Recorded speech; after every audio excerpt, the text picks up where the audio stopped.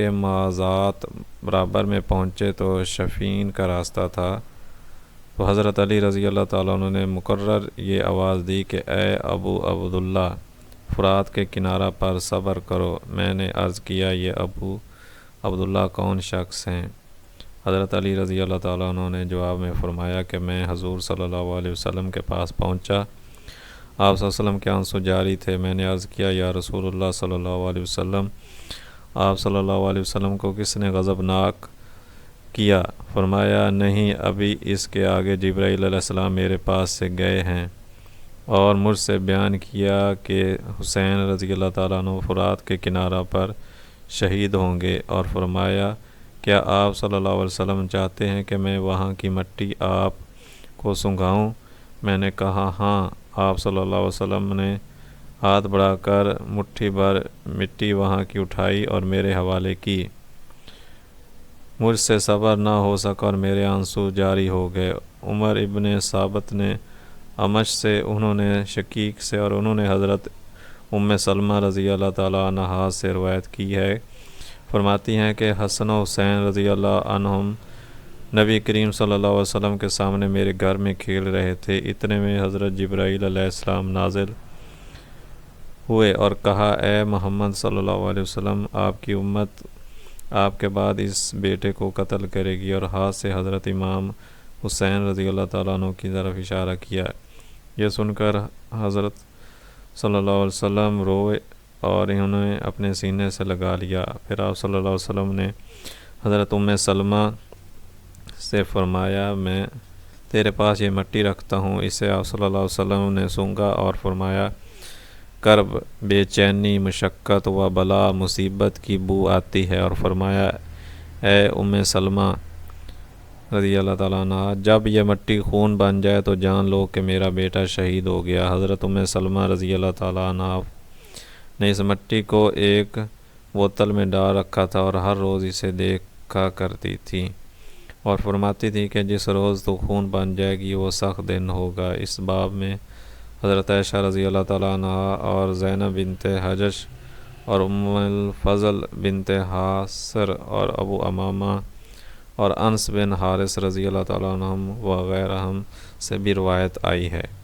حضرت عمار دہنی رضی اللہ تعالیٰ عنہ فرماتے ہیں کہ حضرت علی رضی اللہ تعالیٰ عنہ کعب پر گزرے تو انہوں نے حضرت علی رضی اللہ تعالیٰ عنہ کی طرف اشارہ کر کے فرمایا اس شخص کی اولاد میں سے ایک شخص ایک جماعت کے ساتھ شہید ہوگا جو اپنے گھوڑوں کے پسینہ سوکھنے سے پہلے محمد صلی اللہ علیہ وسلم کے پاس پہنچیں گے۔ اتنے میں حضرت حسن رضی اللہ تعالیٰ عنہ گزرے، لوگوں نے پوچھا یہ کہا نہیں۔ پھر حضرت امام حسین رضی اللہ تعالیٰ عنہ گزرے، لوگوں نے حضرت کعب سے پوچھا یہ ہیں؟ فرمایا ہاں یہی ہیں۔ ابن سعد نے فرمایا کہ ہمیں یحییٰ بن حماد نے خبر دی، ان سے ابو عوانہ نے سلمان یعنی امش سے روایت کی کہ وہ فرماتے ہیں کہ ان سے ابو عبداللہ زمی نے بیان کیا کہ ہم علی ابن حرثم جنی کے پاس پہنچے جبکہ وہ صفین سے واپس آئے تھے اور حضرت علی رضی اللہ تعالیٰ ان کے ساتھ تھے۔ انہوں نے کہا کہ ہم صفین سے لوٹتے ہوئے کربلا میں اترے اور حضرت علی رضی اللہ تعالیٰ انہوں نے ہمیں صبح کی نماز پڑھائی، پھر مٹھی بھر ہرن کی مینگنیاں اٹھائیں اور انہیں سونگ کر پھر فرمایا افسوس افسوس، ان مینگنیوں میں ایک ایسی قوم قتل کی جائے گی جو بغیر حساب کے جنت میں داخل ہوگی۔ اور اسحاق ابن سلیمان راضی فرماتے ہیں کہ ہم سے عمر ابن ابی قیس نے اور ان سے یحییٰ ابن سعید نے اور ان سے ابن حبان نے اور ان سے قدامہ زمی نے اور انہوں نے جرادہ بنت سمیر سے اور انہوں نے اپنی زوجہ حرثمہ ابن سلمہ رضی اللہ تعالیٰ عنہ سے روایت بیان کی ہے کہ وہ فرماتے ہیں کہ ہم حضرت علی رضی اللہ تعالیٰ عنہ کے ہمراہ نکلے، آپ رضی اللہ تعالیٰ عنہ چل کر کربلا پہنچے اور ایک درخت کے نیچے اترے، نماز ادا کی، پھر وہاں کی زمین سے کچھ مٹی اٹھائی اور اسے سونگ کر فرمایا افسوس تجھے اے مٹی، تجھ پر ایک ایسی قوم قتل ہوگی جو بلا حساب کہ جنت میں جائے گی۔ راوی فرماتے ہیں کہ ہم اس غزوہ جہاز سے حضرت علی رضی اللہ عنہ کے ساتھ واپس لوٹ آئے اور حضرت علی رضی اللہ تعالیٰ عنہ شہید ہوئے اور میں وہ حدیث بھول گیا۔ پھر میں اس فوج میں شریک رہا جس میں امام حسین رضی اللہ تعالیٰ عنہ پر چڑھائی کی گئی تھی۔ جب میں ان کے پاس اپنی فوج کے ہمراہ پہنچا تو وہ درخت نظر آیا اور حدیث بھی یاد آ گئی۔ میں نے اپنے گھوڑے پر سوار ہو کر اسے آگے بڑھایا اور کہا، اے نواسہ رسول صلی اللہ علیہ وسلم، میں آپ کو بشارت خوشخبری دیتا ہوں۔ وہ حدیث بھی سنائی۔ آپ رضی اللہ تعالیٰ عنہ مجھ سے دریافت فرمایا، تم ہمارے ساتھ رہو گے یا ہمارے دشمنوں کے ساتھ؟ میں نے کہا، نہ آپ رضی اللہ کے ساتھ، نہ آپ رضی اللہ پر حملہ کرنے والوں کے ساتھ۔ میں نے عیال کو بھی چھوڑا اور اس کی فوج کو بھی چھوڑ دیا۔ فرمایا، تو تم باغ کے زمین میں کہیں غائب ہو جاؤ، کیونکہ قسم ہے اس ذات کی جس کے ہاتھ میں حسین رضی اللہ تعالیٰ کی جان ہے، آج ہمارے قتل میں جو شخص حاضر موجود ہوگا وہ جہنم میں داخل ہوگا۔ راوی کہتے ہیں، میں اسی وقت منہ پھیر کے بھاگے، حتیٰ کہ آپ رضی اللہ تعالیٰ عنہ کی قتل کی جگہ مجھ سے پوشیدہ چھپا دی گئی ہو گئی۔ اور ابو ولید احمد بن خباب خصیصی کہتے ہیں کہ ہم نے خالد ابن یزید ابن اسد نے بیان کیا، اور ان سے عمار بن معاویہ دینی نے بیان کیا، وہ فرماتے کہ میں نے ابو جعفر محمد بن علی بن ابن حسین رحمۃ اللہ علیہ سے کہا، مجھ سے امام حسین رضی اللہ تعالیٰ عنہ کے قتل کا واقعہ بیان کرو۔ اس طرح گویا موجود تھا۔ حضرت ابو جعفر نے فرمایا کہ معاویہ رضی اللہ تعالیٰ عنہ نے انتقال فرمایا۔ اس وقت ولید بن عتبہ ابن ابی سفیان مدینہ کا حاکم تھا۔ اس نے حسین ابن علی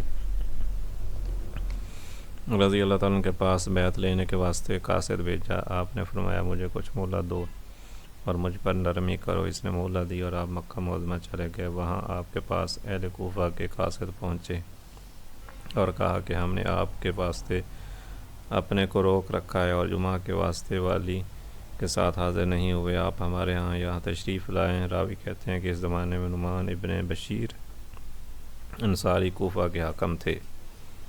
حضرت حسین ابن علی نے مسلم ابن عقیل بن ابی طالب اپنے چچا زاد بھائی کے پاس آدمی بھیجا اور ان سے فرمایا کہ تم کوفہ عراق میں ایک شہر ہے، جاؤ اور دیکھو کہ جو کچھ انہوں نے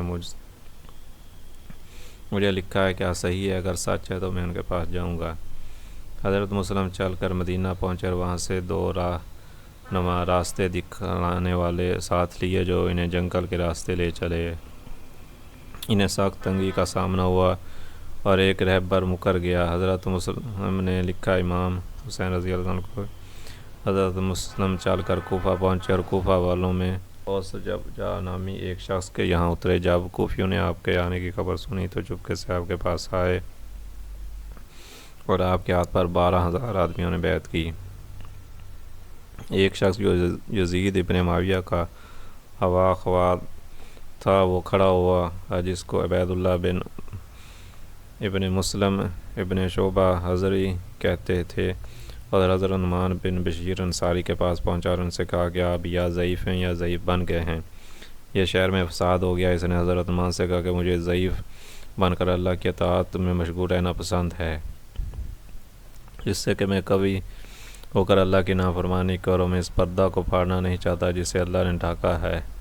اس نے آپ کا قول یزید کے پاس لکھ بھیجا۔ یزید نے اپنے غلام سرعون کو بلایا جس سے مشورہ کیا کرتا تھا اور سارا حال بیان کیا۔ اس غلام نے کہا، اگر حضرت معاویہ رضی اللہ تعالیٰ عنہ زندہ ہوتے اور کوئی بات کہتے تو قبول کرتا یا نہیں؟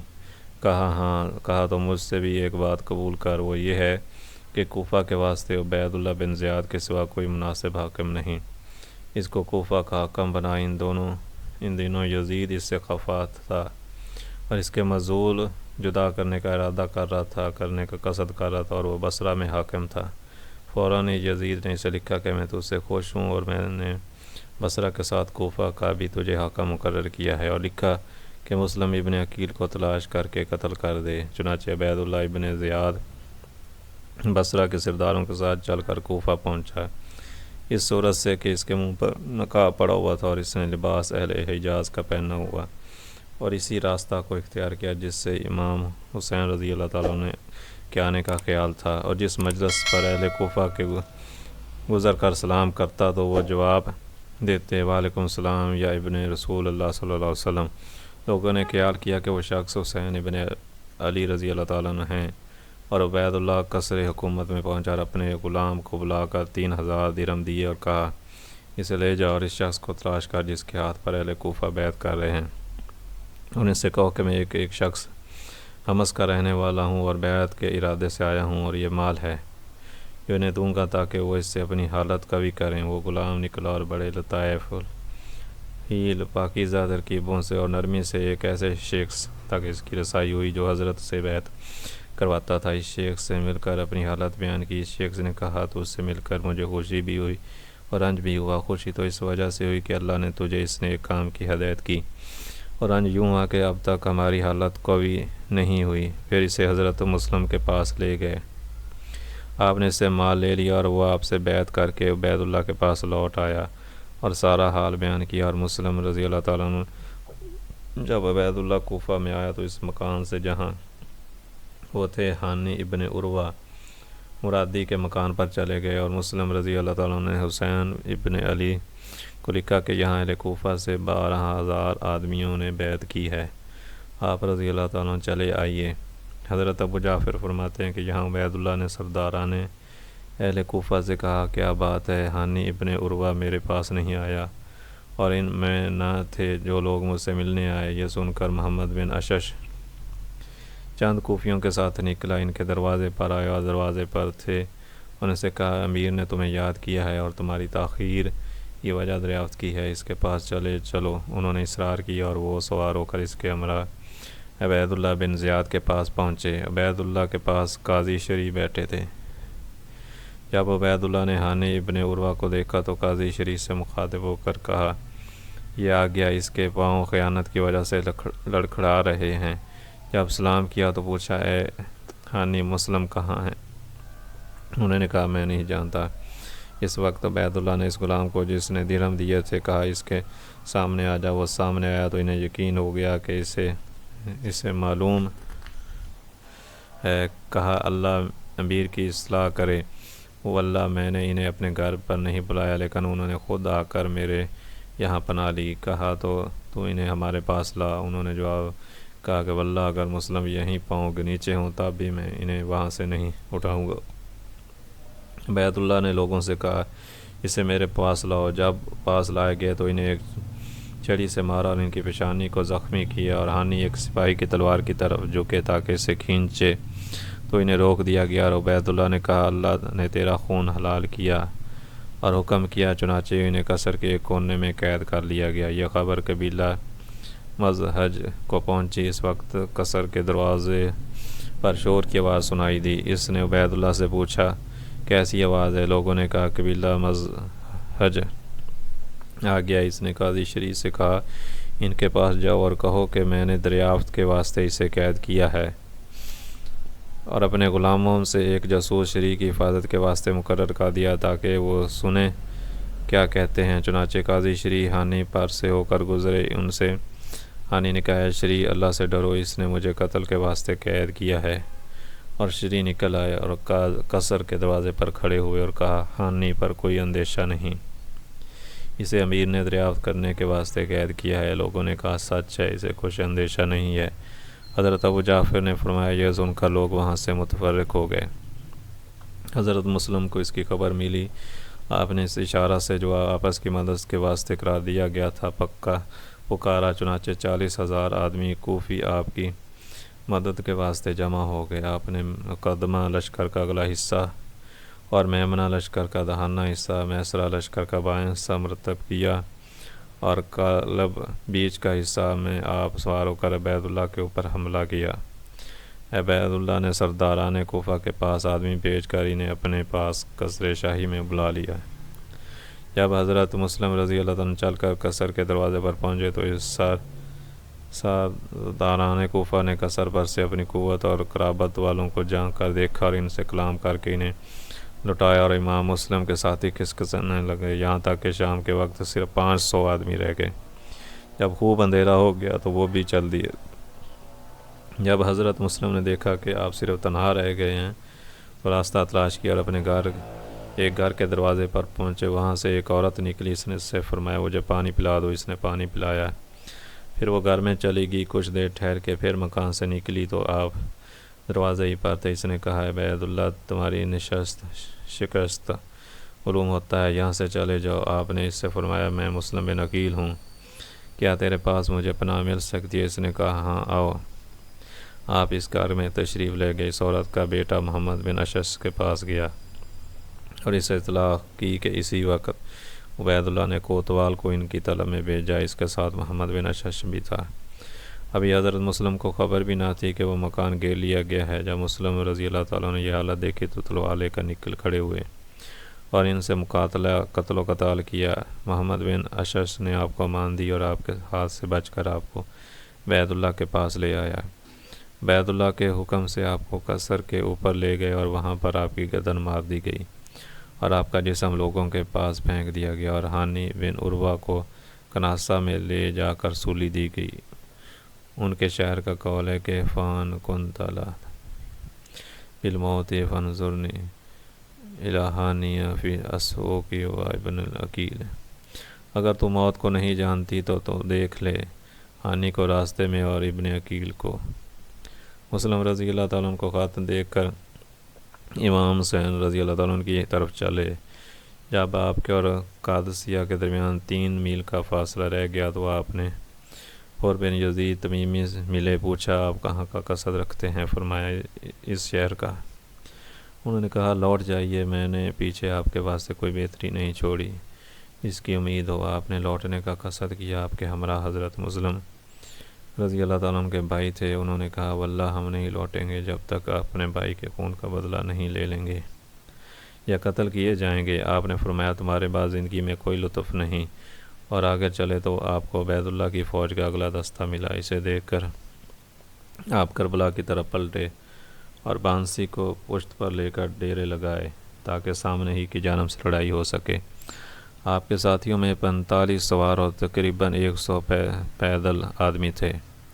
عبید اللہ ابن زیاد نے عمر ابن سعد بن ابی وقاص کو رے کا حاکم بنایا تھا اور قائد کیا تھا۔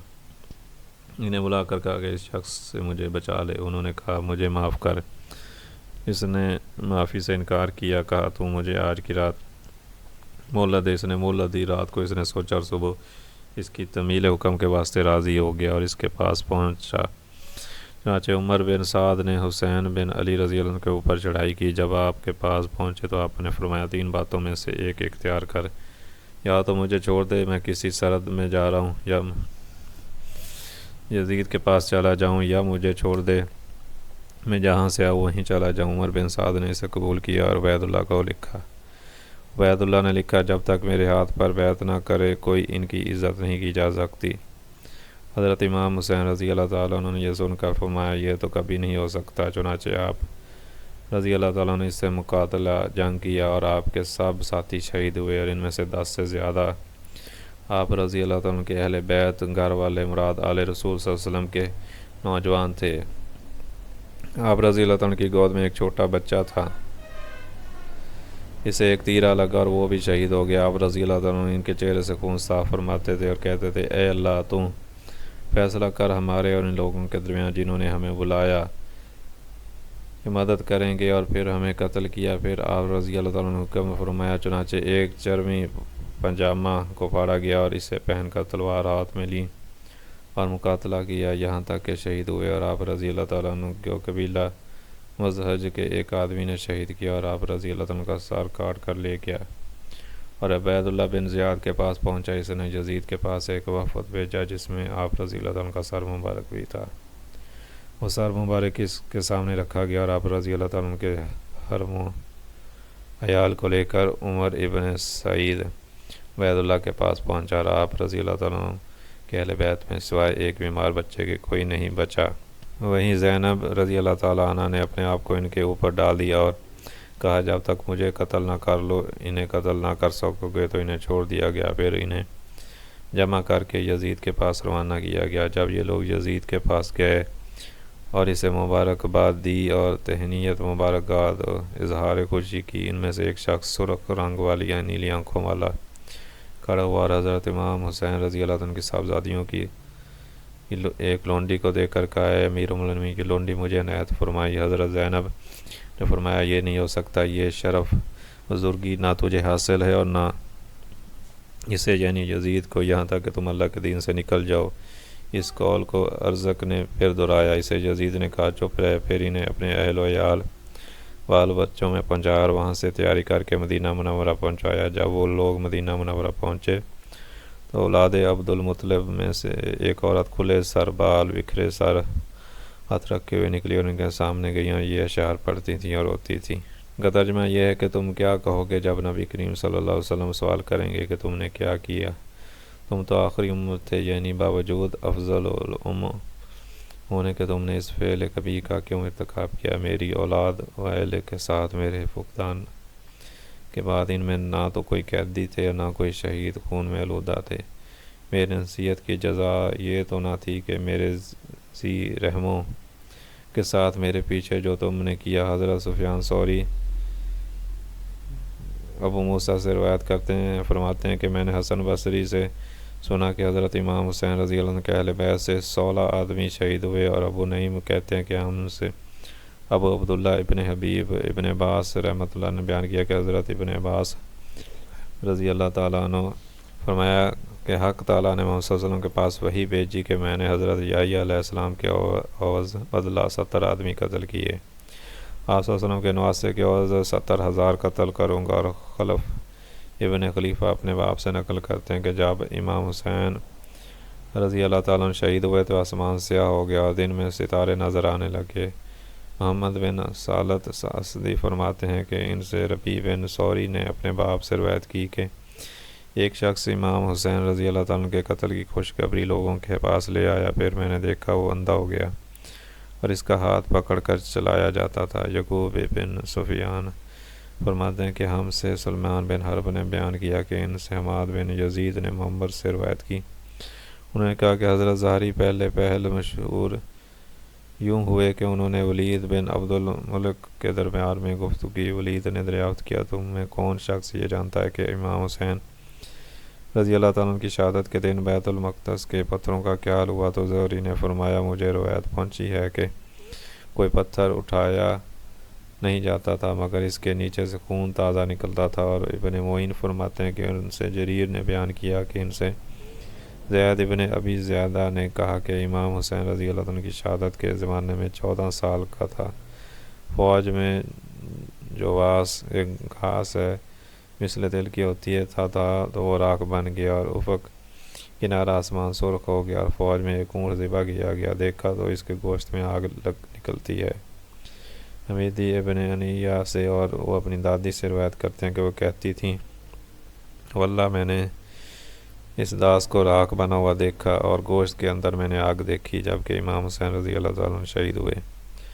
اور ابن عنیہ فرماتے ہیں کہ مجھ سے میری دادی نے بیان کیا کہ 2 شخص حضرت امام حسین رضی اللہ عنہ کے قتل میں شریک ہوئے تھے، ان میں سے ایک کا ذکر یہاں تک لمبا ہو گیا تاکہ وہ اسے لپیٹتا تھا اور دوسرا پکھال میں منہ لگا کر سارا پی لیتا تھا۔ حضرت سفیان فرماتے ہیں کہ میں نے ان سے ایک بیٹے کو دیکھا، وہ مجنون تھا۔ اور حماد بن جمیل ابن مرا نقل کرتے ہیں کہ حضرت امام حسین رضی اللہ عنہ کی شہادت کے نام رضی اللہ عنہ کی فوج سے کچھ اونٹ پکڑے گئے، انہیں ذبح کر کے لوگوں نے پکایا تو وہ اندرائن کے مانند کڑوا تھا اور اس سے کچھ بھی نہ کھا سکے۔ قرہ بن خالد سعودی ابن رجا تاروی سے روایت کہی ہے کہ کیا کہ اس گھرانے یعنی اہل بیت رسول اللہ صلی اللہ علیہ وسلم کے والوں کو گالی مت دو، کیونکہ ہمارا ایک پڑوسی سے تھا، وہ ہمارے یہاں کوفہ سے آیا تھا۔ اس نے کہا کہ اس فاسق بیٹے حضرت امام حسین کی نسبت کا آیا ابن فاسق کو نہیں دیکھتے ہو، خدا اسے ہلاک کرے۔ اللہ تعالیٰ نے 2 ستارے اس شخص کی آنکھوں میں پھینک مارے اور دونوں آنکھیں اس کی پھوٹ گئیں۔ اور صالب نے مجھ سے بیان کیا ان نے عمر بن ربطہ میری نے کہا کہ ان سے عبید اللہ بن قبادہ نے کہا کہ مجھ سے عطا بن مسلم نے بیان کیا کہ سعدی نے کہا کہ میں کربلا گیا تھا کہ کپڑے فروخت کروں۔ جلی کے ایک بوڑھے نے ہمارے واسطے کھانا پکایا اور رات کا کھانا ہم نے اس کے ساتھ کھایا۔ ہم نے امام حسین رضی قتل کا ذکر کیا اور کہا جو ان کے قتل میں شریک ہوئے وہ بری حالت میں مرا۔ اس نے کہا کہ اے اہل عراق تم بڑے جھوٹے ہو، میں بھی تو اس قتل میں شریک تھا۔ کچھ دیر نہیں گزری تھی کہ وہ شخص چراغ کے پاس گیا تھا کہ اس کی بتی ٹھیک کرے، چنانچہ تیل ڈال کر بتی آگے بڑھایا تھا کہ اس کی بتی میں آگ لگ گئی، اسے تھوک سے بجھانے لگا تو داڑھی میں آگ لگ گئی اور بڑے کٹی سے اپنے آپ کو پانی میں گرایا۔ پھر میں نے اسے دیکھا تو وہ مانند کوئلہ کے سیاہ ہو گیا۔ حضرت ابراہیم نخعی فرماتے ہیں کہ اگر میں امام حسین سے جنگ کرنے والوں میں ہوتا اور پھر جنت میں داخل ہو جاتا تو حضرت محمد صلی اللہ علیہ وسلم کے چہرہ مبارک دیکھتے ہوئے شرم آتی۔ حرماد بن مسلمہ نے عمار بن ابی عمار سے اور انہوں نے عبداللہ بن عباس سے روایت کیا کہ فرمایا کہ نبی صلی اللہ علیہ وسلم کو دوپہر کے وقت خواب میں دیکھا۔ آپ صلی اللہ علیہ وسلم غبار آلود غبار یعنی مٹی میں آلودہ تھے۔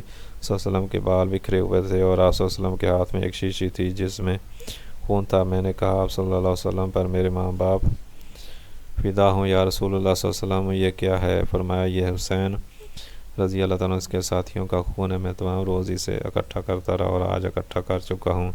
چنانچہ اسی دن حضرت شہید ہوئے۔ اور حماد ہی نے عماد سے اور انہوں نے ام سلمہ سے روایت کی ہے، فرماتی تھی کہ انہوں نے سنا کہ جنوں کو کہا کہ امام صلی اللہ علیہ وسلم پر ہوتے تھے، اور ابن سعد فرماتے ہیں کہ ہم سے عبداللہ انصاری نے کہا کہ ان سے قرہ بن ابن خالد نے بیان کیا، ان سے عامر بن عبدالواحد نے شہر بن حوشب سے روایت کیا، انہوں نے کہا کہ حضرت ام سلمہ رضی اللہ تعالیٰ عنہ زوجہ نبی صلی اللہ علیہ وسلم کے پاس تھے، مجھے چیخنے کی آواز آئی، آگے آیا اور حضرت ام سلمہ کے پاس پہنچا۔ انہوں نے فرمایا امام حسین شہید ہوئے، یہ کام جن لوگوں نے کیا خدا ان کے گھر آگ سے بھر دے۔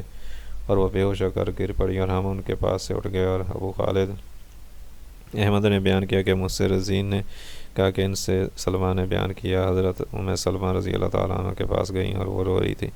میں نے کہا کیا چیز آپ کو رلا لی ہے؟ فرمایا میں نے ابھی نبی صلی اللہ علیہ وسلم کو خواب میں دیکھا کہ آپ صلی اللہ علیہ وسلم سر اور ریش داڑھی مبارک پر خاک پڑی ہے، اور میں نے کہا یا رسول اللہ صلی اللہ علیہ وسلم آپ کو کیا ہوا؟ فرمایا میں حسین رضی اللہ تعالیٰ عنہ کے قتل میں حاضر ہوا تھا۔ اور ابو ولید بشر ابن محمد تمیمی نے بیان کیا کہ مجھ سے احمد بن محمد مسقلی نے کہا کہ مجھے سے میرے باپ نے بیان کیا کہ جب امام حسین ابن علی رضی اللہ تعالیٰ عنہ شہید ہوئے تو ایک شب ایک منادی پکارنے والا ندا دینے والا کو یہ اشعار ندا کرتے ہوئے سنا، اس کی آواز سنائی دیتی تھی اور وہ نظر نہیں آتا تھا۔